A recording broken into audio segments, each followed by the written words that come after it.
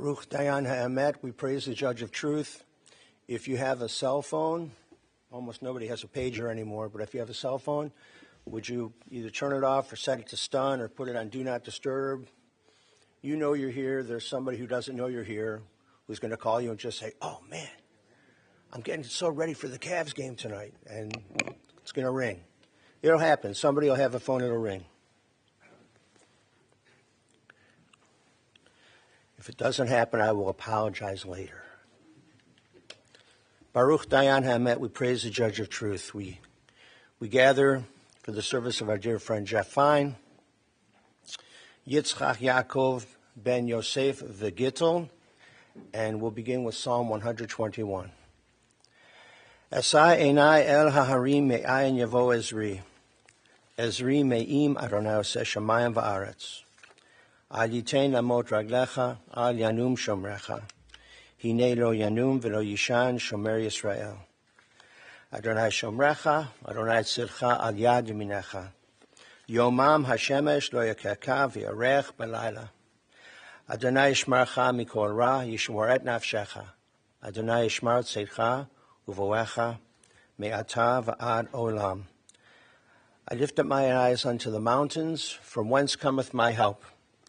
My help cometh from the Lord, maker of heaven and earth. God will not let your foot give way. Your protector will not slumber. See, the protector of Israel neither slumbers nor sleeps. The Lord is your guardian. He is your protection at your right hand. The sun will not strike thee by day, nor the moon by night. The Lord will guard you from all harm. He will guard your soul, your going and your coming, now and forever. Death has taken our beloved, our dear Jeff Fine, Jeffrey Allen Fine. And friends grieve in their darkened world. In their silence there is lamentation. In their tears there is loneliness. Lost in their sorrow, may they find the presence of loving friends. Hear them, O God, and be with them. For Jeff's love that united many people in life and which death cannot sever. For his companionship that was shared along life's path and which continues through the tenderness of memory. For the gifts of his heart and mind which brought joy and happiness and is now a precious remembrance. For all of these and more, we give our thanks to God. It is a time of grief and sadness, and so once again we listen to the voice of our sacred scriptures from Sefer Tehillim, from the book of Psalms. It tells us of our kinship with the Creator, in light as in darkness, in joy as in sorrow, in life as in death. And together let us recite the 23rd Psalm. The Lord is my shepherd, I shall not want. He maketh me to lie down in green pastures. He leadeth me beside the still waters. He restoreth my soul. He guideth me in straight paths for his name's sake. Yea, though I walk through the valley of the shadow of death, I will fear no evil, for thou art with me. Thy rod and thy staff, they comfort me. Thou preparest a table before me in the presence of mine enemies. Thou hast anointed my head with oil. My cup runneth over. Surely goodness and mercy shall follow me all the days of my life, and I shall dwell in the house of the Lord forever. It's a privilege to call forward TJ, one of their 7 children. And TJ is going to talk about Dad and going to represent the children.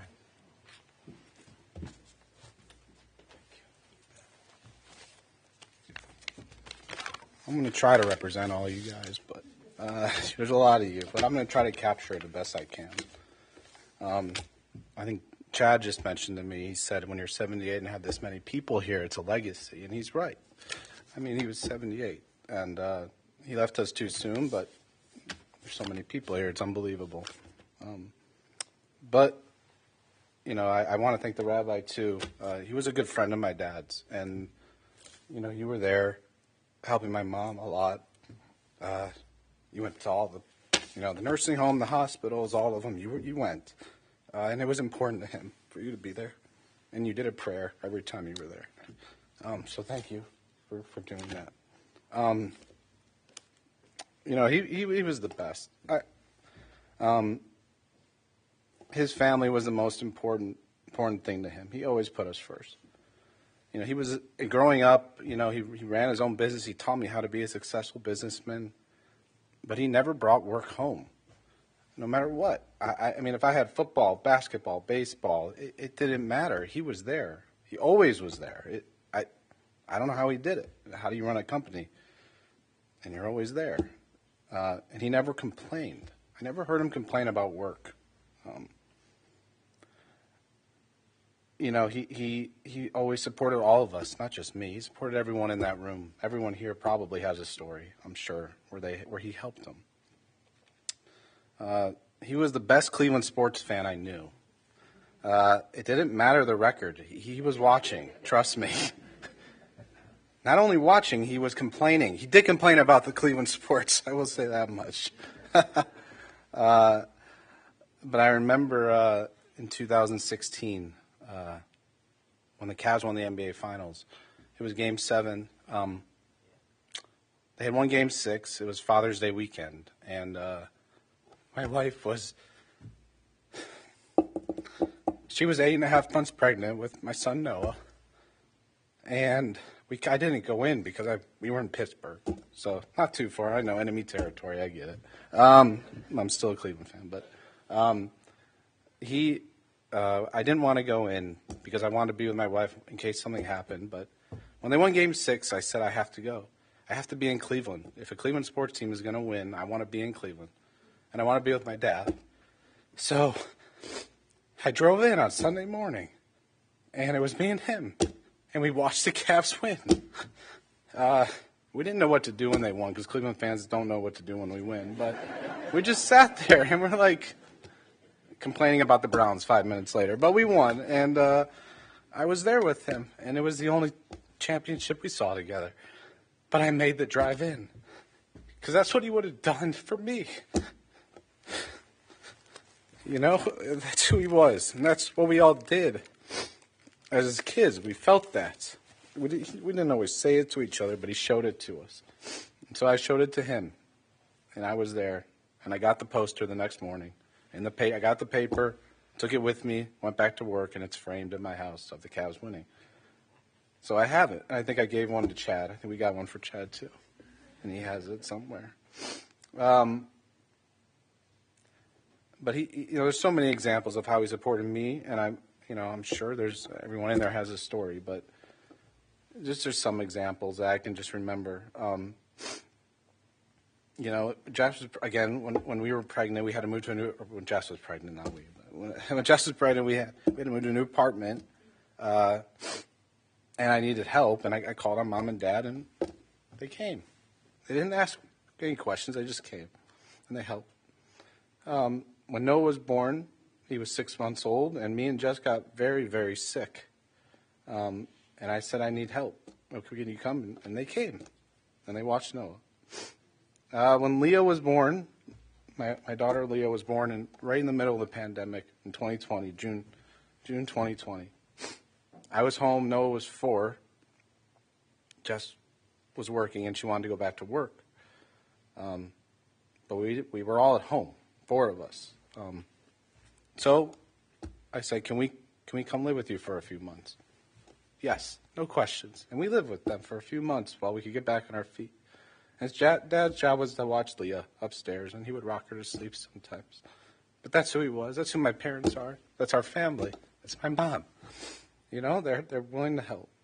And I'm sure all you guys, like I said, have many more examples. But, even when he was battling cancer and undergoing chemo, he still put family first.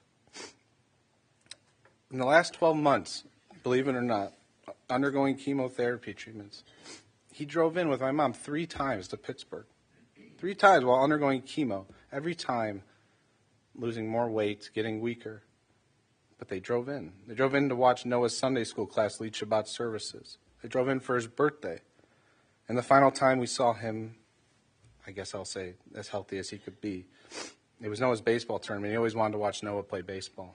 My dad loved watching, the Guardians, and Noah loves baseball, and he wanted to watch him play. And they came in, and he went to all 5 games. He had 5 games in 2 days, and Noah's only 8. He hadn't caught a fly ball, and we were sitting right in right field. All 5 games we sat in right field, right on the fence, and Noah happened to be playing right field, and a ball was hit to him, and he actually caught the ball. And it was the first ball he caught. It was the only ball he caught all season. And my dad was there to see it. And Noah looked at us smiling. But everybody played a part in the past year. I know my mom loved him very much, and she wanted to make sure he was comfortable through the end. But every one of us played a part. I know Chad and Andrea were attending doctor's appointments in the beginning. They were visiting nursing homes and hospitals, and on the day he passed, Chad was right there making all the calls. He came over. Me and my mom were there. We saw him pass, but Chad came over and started making all the calls. And Jason, Evan, and Brandy, you guys were providing support and advice remotely during our monthly family chats, and I know Mom said that Brandy helped her a lot with the hospice questions, since Brandy had that experience. And Brandon and Ditsa, you guys were in there in December, and I know Mom said that you helped set up the living room so that Dad could be comfortable during his hospice care at home. And Casey, when I came in, we were there. It was just me and you, and hospice was taking their time getting there. It was Saturday, and they still hadn't come. And they called and said, we can come at 10 p.m. So admissions comes at 10 p.m., and it took 3 hours for them to leave. It was 1:15 in the morning. My dad still hadn't had his medication. I was staying in a hotel, so I went to the hotel and left. But Casey stayed there till 5 in the morning, until the nurses came with the medication for my dad, so my mom could sleep. And Darcy, I know you helped take Dad home from the nursing home and held my mom. You helped my mom. Our mom, sorry. I'm just... and I know it was a long drive. You live in Kent, so that was not easy. And I know Nate was watching your 4-month-old Amara so that you could do that. And he was working remotely while watching a 4-month-old. And all the grandchildren for making my mom laugh and smile and providing her with much-needed distraction during all this. And the caregivers. I know you made my dad feel very comfortable, and you helped my mom. She appreciated that very much. But I was in Pittsburgh, right? So I needed that family to make sure I felt supported. I couldn't be here at the end all the time, but I had a full family helping me, and I felt a lot better knowing my mom and dad were supportive with them. But in the end, it was my turn to support. I hadn't been able to visit in early December until Noah fully recovered from his tonsil surgery. And when Dad went on hospice care, I decided I was going to go 2 days in Cleveland and 2 days in Pittsburgh, and that's what I was going to do until it happened. So I came in on Saturday, and I went back. I brought the kids. Everyone saw them. And then last Wednesday was my 2 days in Cleveland. And when I came home, it was me and Mom, and I went to go see him. And it was the first time he reached his hand out to me. He couldn't really talk much at the end, but he reached his hand out and grabbed it, and I knew what that meant. It meant that I loved you, everything was going to be okay, and I'm happy you're here for Mom. He didn't say it because he couldn't say it, but I knew that's what he meant. And then he took his hand away, and he had to clear his throat, and it was hard for him to clear his throat. He really couldn't clear it. He kept going like this because he wanted, he was waiting for it to clear so he could say more. But I had to walk out of the room because it was the first time I started crying, and I started crying for the first time about all this, and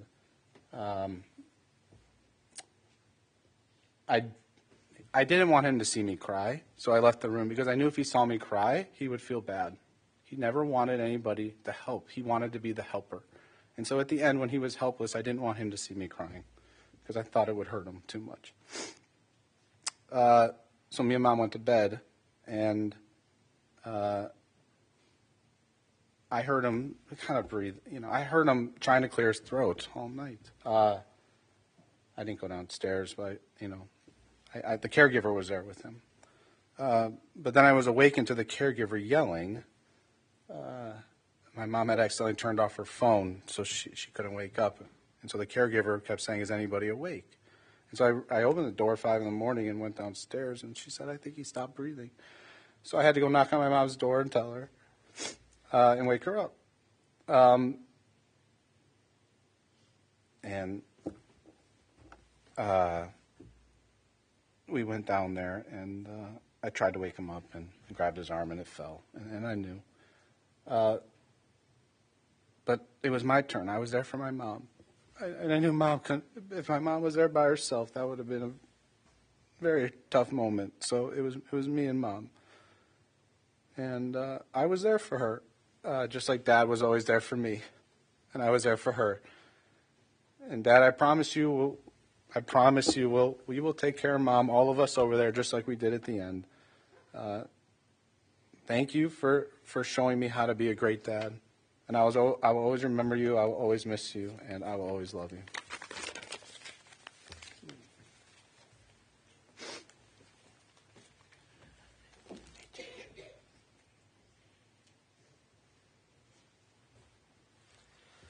To all of those words spoken as a prayer, let us say Amen.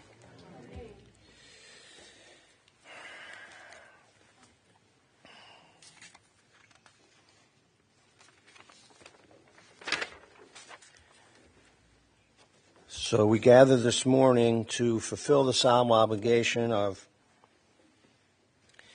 paying our respects to the memory of our dearly departed Jeff Fine. Jeff's Hebrew name is Yitzchak Yaakov ben Yosef Vegittel.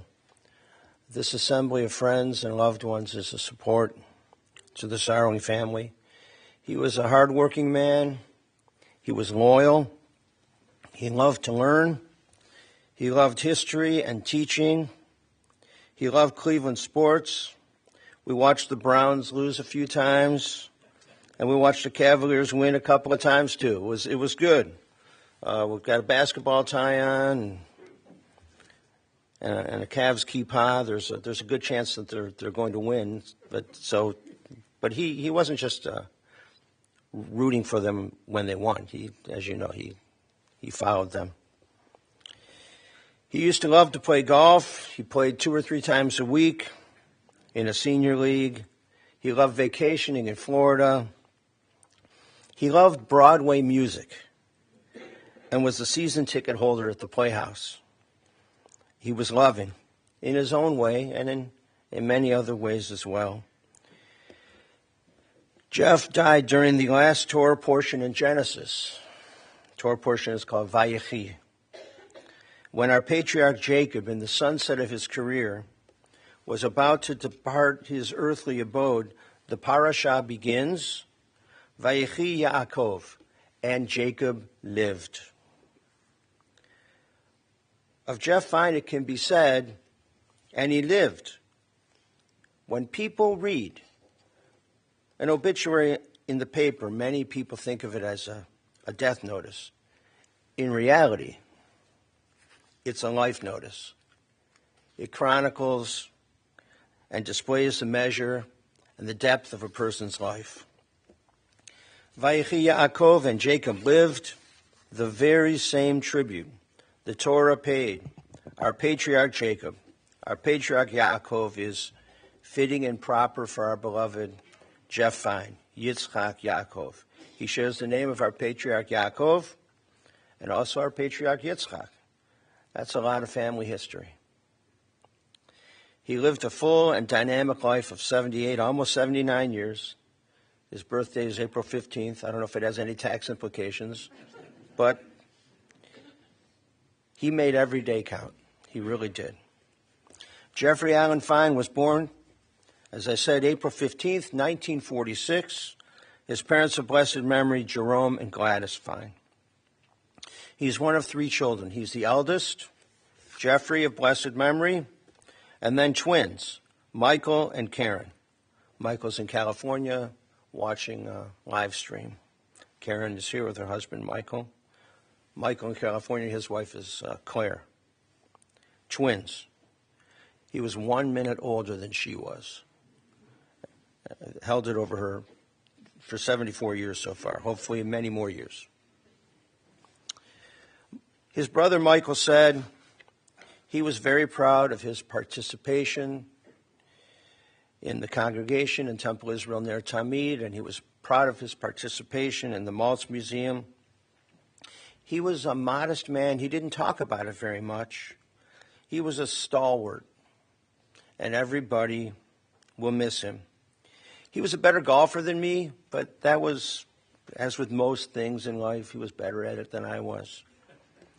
As kids, we had one bicycle, and he taught me how to ride it. But, who wants a younger brother, tagging along? So he taught me how to ride it. And we used to put cards in the spokes. Remember when you would do that with your bicycle? We were close as kids. Then I moved to California, and life moves on. He was a big sports fan. Browns, Cavaliers, Indians. Karen said of her dear brother, I was always the little sister because of that 1 minute being born later than Michael. We used to joke about that a lot. And when Jeff got his driver's license, my parents bought a car. It was a 1940-something make of something or other. And he offered to drive us to middle school. And he drove us to middle school. But even from a distance of California, Michael was always late. It was a problem for us. We had to wait for our brother Michael. As kids, that 4 years made a lot of difference. And as we were older, we got closer and closer because 40 years doesn't make much difference as you get older. He graduated Indiana University in 1968 with a degree in history. He loved history. And he went to John Carroll for a master's in education, and he taught history at Addison Junior High at 79th and Huff. It was a tough neighborhood then. It's a tough neighborhood. And he went to law school at John Marshall at night.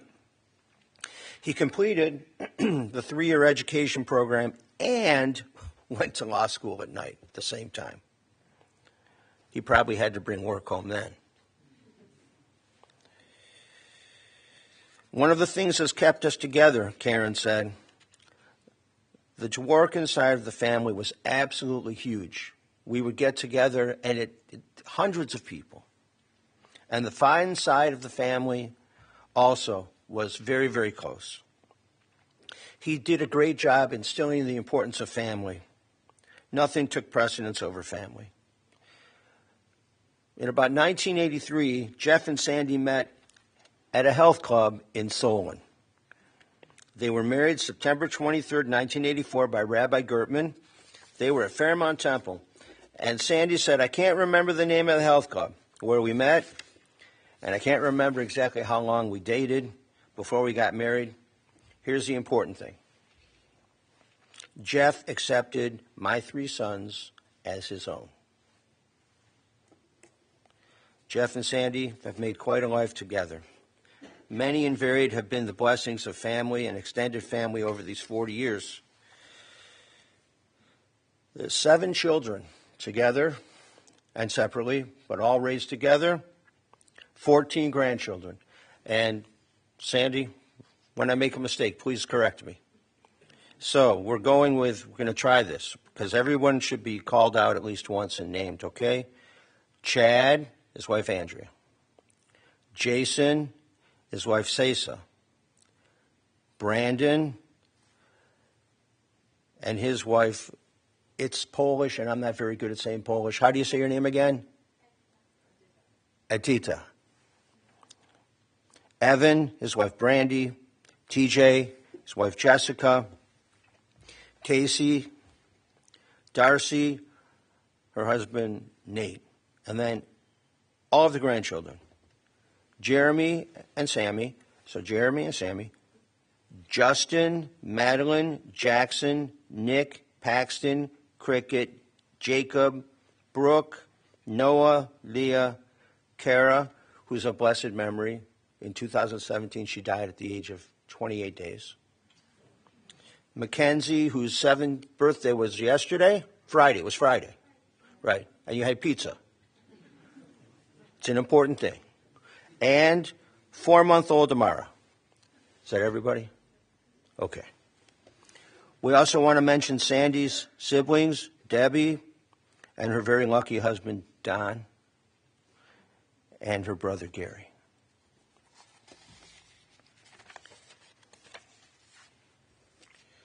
So Chad recalled he was a teacher to all of us, perhaps to a fault.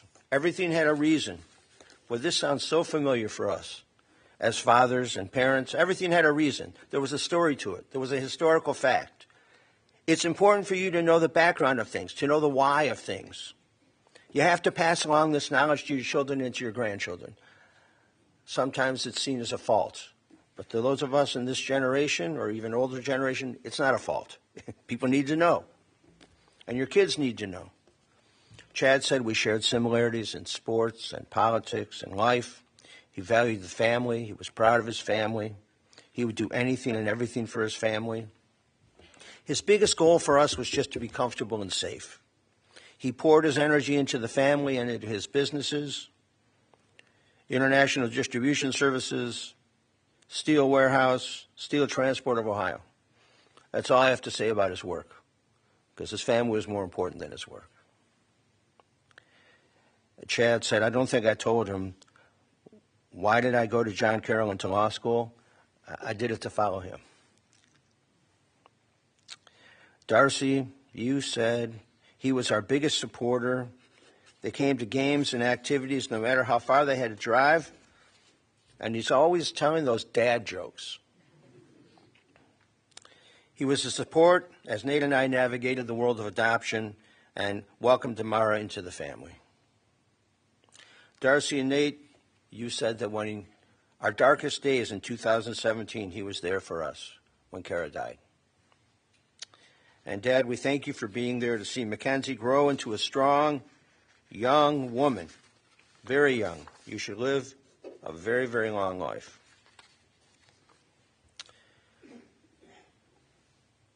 The grandchildren, they talked about Papa a little bit. Noah remembers waking up in the morning when he stayed here, Sandy said, coming downstairs and sitting with Papa as he ate his slice of pound cake and toast with strawberry jelly. That's a breakfast of champions. Who was eating the pound cake, and was it you or Papa? Papa? That is a breakfast of champions. No Wheaties. Mackenzie mentioned something similar, and that she would wake up after a sleepover and he would make breakfast for her. Paxton remembered sometimes we'd go visit and Cricket would sit on Papa's lap when he'd read to us. And I also remember watching baseball with him a few times. He explained some of those rules to me, though I didn't really understand. I always had a great time hugging him. Jeff and Sandy have been members of our congregation for more than a decade. And he's been a regular service attender and a board member, a valued voice of reason and clarity on our security committee, the working groups during COVID in 2020, live streaming our Shabbat services and High Holy Day services, Torah study and adult ed, and in many other areas. And he supported us in a variety of quiet ways in our tzedakah projects. He heard God's call to take care of the widow and the orphan and the unfortunate among us. He heard that call strongly, Jews and non-Jews. He and I had been talking about our next congregational trip to Israel and his participation. Our last trip was supposed to be December 2023. October 7th, 2023 derailed that. And he was looking forward to it, and we postponed it. We didn't cancel it. It's postponed. And in his memory, we're going to start thinking and talking about it again, when to reschedule it. In the fall of 2023, he was elected and installed to the presidency of the congregation, and then a few months later, cancer was discovered, and he began an aggressive round of chemotherapy, and he fought until he couldn't fight anymore. Over the years, he's been a docent and a volunteer at the Maltz Museum of Jewish Heritage. He particularly loved talking to groups of children and students about the exhibits and discussing the Holocaust and Jewish history and general history and its manifestations and its ramifications. And during his tours, Jeff often spoke proudly of his family's connection to Superman. The movie was being shot last summer in Cleveland, right? It's coming out soon. I don't know if he gets a cameo, but he liked to talk about this because his father, Jerome, was cousins with Jerry Siegel, one of the creators of Superman, and Jerome Fine introduced Jerry Siegel to Joe Shuster. So these are bragging rights. We've got to find these guys' families, and if they don't already know. Also, he was president of ILR, Institute for Learning in Retirement. True to form, he signed up as a student about 5 years ago, and then he was asked to be on the board, and he said yes, and he became a vice president, and he's been president for the last couple of years of ILR and president of Temple Israel Ner Tamid. I didn't hear him say no very often, although in a life there are times that people do say no. He usually just would think about it and then he would answer yes. He had hernia surgery in December 2023 and the doctors discovered some cancerous tissue. So he fought hard through the chemo and a variety of other things, and since then he's battled many medical issues. Sandy has been by his side every step of the way, and so have the children and the grandchildren and friends and loved ones. He came home Friday night, January 3rd, from the rehab to be surrounded by family and friends and to receive home hospice care. And at home, watching the Browns get crushed by the Ravens was expected. It really didn't affect, his spirits. However, as the Cavaliers continued to win, he was uplifted. We got to watch some of those games together. Unfortunately, that game against OKC, he was probably not all that conscious for it, which is too bad, because that was a great game. But in his spirit, he was there.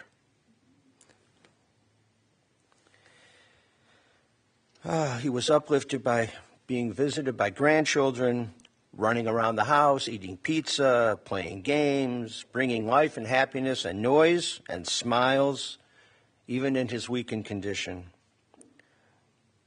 And as TJ said, the family wishes to thank the caregivers and the hospice staff, too many to name, for their care and their loving demeanor. And Thursday morning, Jeff breathed his last. And so now there is rest and wholeness and peace. Just as Shabbat is a time of rest, so too for our dear Jeff, it's a time of rest and peace. His soul is returned to God to be with the souls of his relatives and friends and ancestors of our people. We learn this in the book of Ecclesiastes, chapter 12, verse 7. The dust returns to the earth as it was. The spirit returns to God who gave it. One day all of us will join our loved ones in Olam Haba, the world to come. It's not a place. This is a place. The cemetery is a place. Olam Haba is a spiritual existence. It's an eternal time during which our souls will be together with our loved ones. Again. Jeff led the family Seder for years and years. It actually will be an unusual family Seder this year. Someone will have to figure out how to do that. And he used the 1923 Union Prayer Book Haggadah of his grandparents, Eva and Jack Dworkin. It's gray, it's hardbacked. People's parts are written inside in pencil. Probably his grandma, who knows, grandma probably wrote it in there, So we're sending along that Passover Haggadah with him in the prayer book. It's a mitzvah to escort the body of your loved one to its final resting place, and it's a mitzvah to provide respectful burial for holy books of our tradition. We're sending a Passover Haggadah in particular also because Pesach is a time when we recall and we give thanks for our ancient liberation from Egyptian slavery. We are free today because of God's deliverance those many thousands of years ago. And Jeff has been liberated, and Jeff has been delivered from any deterioration or illness or pain. We have many, many memories. Our thoughts are filled to overflowing. And we give thanks to God for this gift of life. 78, almost 79 years, we would have hoped for more. We would have hoped for many more. And we would hope for them to be in health. And so as you think of Jeff Fine, be kinder and more thoughtful of others. More eager to help and serve others, and let us do this in his memory. For only through our deeds can the world be compensated for his loss. And so we say, with tears in our eyes, words from the first chapter of the book of Job. Adonai Natan, v'Adonai Lakach, Yehi Shem Adonai Mevarach. The Lord hath given, the Lord hath taken away. Blessed be the name of the Lord. Amen.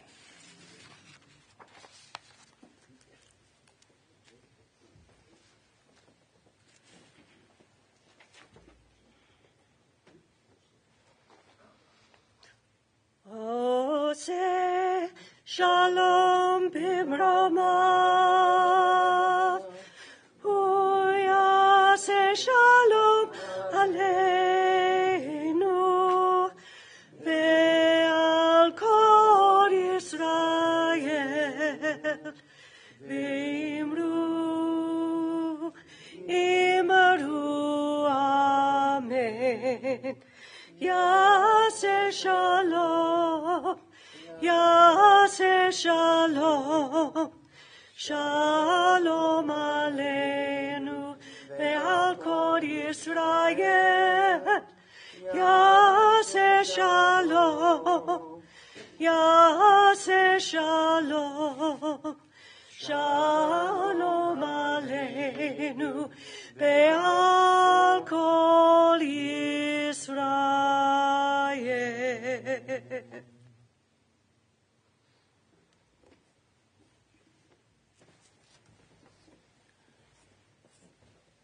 May God, who causes peace to reign in the high heavens, may God cause peace to reign upon us, upon all Israel, and upon the soul of our dearly departed Jeff Fine. In a moment we will do El Malei Rachamim. Before that, after El Malei, we will go in procession to Mount Olive Cemetery, and we will lay his remains, his body, to its final resting place, and we'll say Kaddish at the grave. If you are coming with us, good, thank you. If you're not able to come with us, it'll be about an hour and 15 minutes from the time we leave here to the time we arrive back at the house, which is at 6801 Silkwood Lane in Solon. Just put it in your GPS. 6801 Silkwood Lane. The family is sitting Shiva today all the way until 8 p.m., and Monday, tomorrow, and Tuesday from 12 until 8. We'll do a minyan each night, tonight at 6 p.m., Monday night at 6 p.m., Tuesday night at 6 p.m. Just a quick minyan, but at least people know what time it is, each night at 6 p.m. And then Tuesday night we'll break the Shiva. Family has asked that if you care to make donations in Jeff's loving memory, that you consider his congregation, Temple Israel Ner Tamid, and his Jewish museum, the Maltz Museum of Jewish Heritage. I think he probably felt like it was his museum. Not in a bad way. He has a lot of ownership wherever he participates. Ownership in a good way. And if you care to donate other places, that's probably all right as well. But please consider these two first among your places. And may his memory be for a blessing. So let us rise for El Malei Rachamim.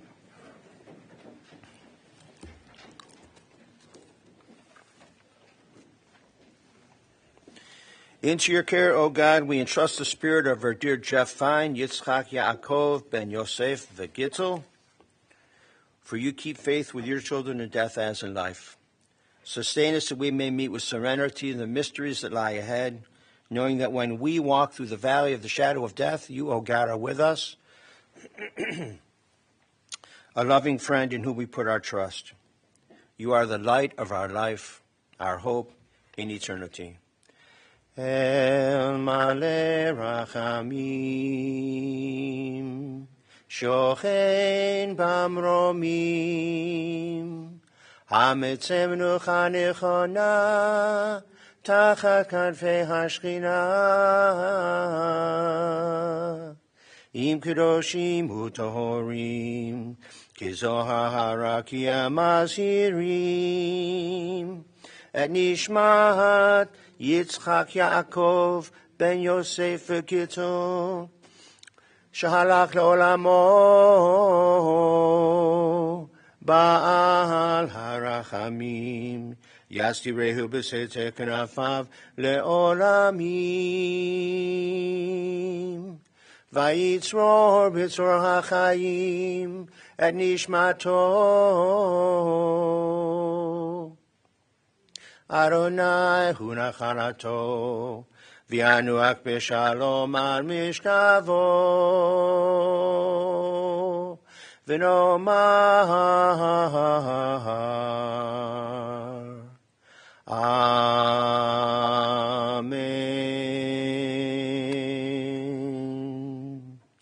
Compassionate God, eternal Spirit of the universe, grant perfect rest in your sheltering presence to our dear Jeff Fine, Yitzchak Yaakov Ben Yosef V'Gittel.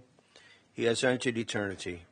O God of mercy, let him find refuge in the shadow of your wings, and let his soul be bound up in the bond of everlasting life.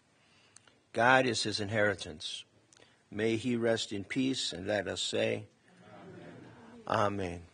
And as the gentlemen come forward to give us instructions to go to the cemetery, Jeff will be on the Kaddish list at our synagogue. Our Friday night services are at 7:30. He'll be on the Kaddish list for a whole month, starting Friday night. Starting Wednesday, actually, because the kids are going to say Kaddish for him for Hebrew school, and on Sunday school, he'll be on the Kaddish list a lot. And other congregations as well. He's got family relations that are rabbis and congregations, so he'll be on the Kaddish list there as well. So this concludes, and now we will go in procession. Thank you.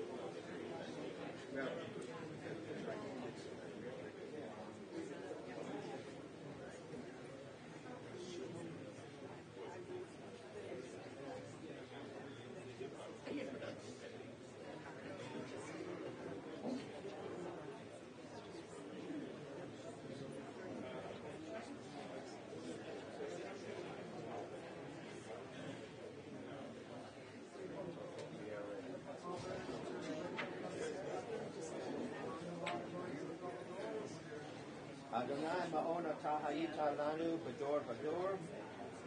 B'terem haviti gadu. Bat omer eretz v'tevel. Me'olam ad olam.